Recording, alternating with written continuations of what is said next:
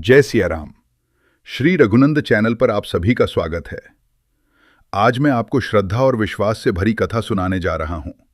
तो चलिए सुनते हैं। एक पंडित जी रामायण कथा सुना रहे थे। लोग आते और आनंद विभोर होकर जाते। पंडित जी का नियम था, रोज कथा शुरू करने से पहले आइए हनुमंत जी बिराजिए कहकर हनुमान जी का आह्वान करते थे।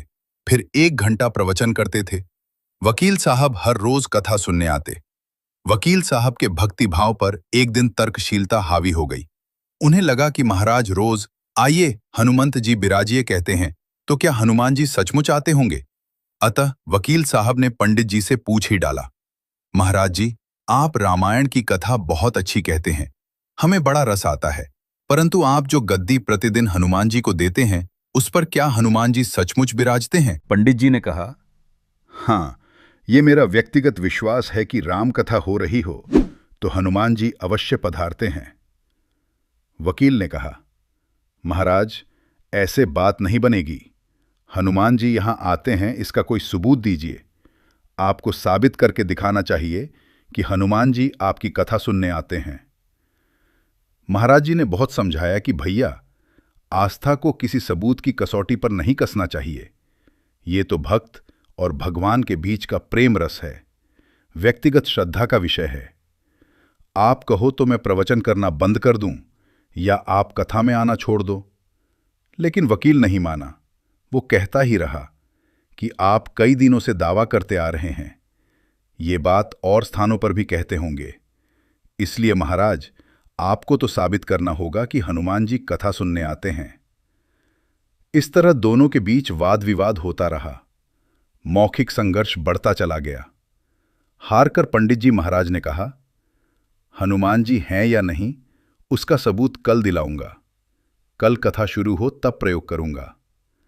जिस गद्दी पर मैं हनुमान जी को विराजित होने को कहता हूं, आप उस गद्दी को आज अपने घर ले जाना।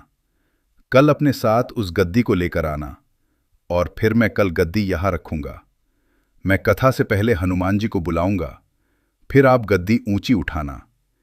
यदि आपने गद्दी ऊंची कर दी तो समझना कि हनुमान जी नहीं हैं। वकील इस कसौटी के लिए तैयार हो गया। पंडित जी ने कहा, हम दोनों में से जो पराजित होगा वो क्या करेगा, इसका निर्णय भी कर लें। ये तो सत्य की परीक्षा है। वकील ने कहा, मैं गद्दी ऊंची न कर सका तो वकालत छोड़कर आपसे दीक्षा ले लूंगा। आप पराजित हो गए तो क्या करोगे? पंडित जी ने कहा, मैं कथावाचन छोड़कर आपके ऑफिस का चपरासी बन जाऊंगा। अगले दिन कथा पंडाल में भारी भीड़ हुई। जो लोग रोजाना कथा सुनने नहीं आते थे, वे भी भक्ति, प्रेम और विश्वास की परीक्षा देखने आए। काफी भीड़ हो गई। पंडाल भर गया। श्रद्धा का और विश्वास का प्रश्न जो था। पंडित जी महाराज और वकील साहब कथा पंडाल में पधारे। गद्दी रखी गई। पंडित जी ने सजल नेत्रों से मंगलाचरण किया और फिर बोले, आइए हनुमंत जी बिराजिए। ऐसा बोलते ही पंडित जी के नेत्र सजल हो उठे। मन ही मन पंडित जी बोले, प्रभु, आज मेरा प्रश्न नहीं बल्कि रघुकुल रीति की परंपरा का सवाल है। मैं तो एक साधारण जन हूं। मेरी भक्ति और आस्था की लाज रखना। फिर वकील साहब को निमंत्रण दिया गया, आइए गद्दी ऊंची कीजिए। लोगों की आंखें जम गईं। वकील साहब खड़े हुए। उन्होंने गद्दी उठाने के लिए हाथ बढ़ाया, पर गद्दी को स्पर्श भी न कर सके। जो भी कारण रहा, उन्होंने 3 बार हाथ बढ़ाया, किंतु तीनों बार असफल रहे।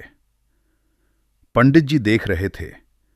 गद्दी को पकड़ना तो दूर, वकील साहब गद्दी को छू भी न सके। तीनों बार वकील साहब पसीने से तरबतर हो गए। वकील साहब पंडित जी महाराज के चरणों में गिर पड़े और बोले, महाराज, गद्दी उठाना तो दूर, मुझे नहीं मालूम कि क्यों मेरा हाथ भी गद्दी तक नहीं पहुंच पा रहा है। अतः मैं अपनी हार स्वीकार करता हूं। कहते हैं कि श्रद्धा और भक्ति के साथ की गई आराधना में बहुत शक्ति होती है। मानो तो देव नहीं तो पत्थर।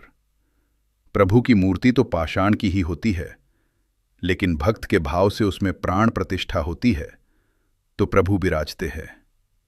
श्री राम जी की जय। बोलिए बजरंगबली महाराज की जय। अगर आपको मेरी यह कथा पसंद आई हो तो कृपया करके मेरे चैनल को जरूर सब्सक्राइब करें, लाइक का बटन भी जरूर दबाएं। धन्यवाद।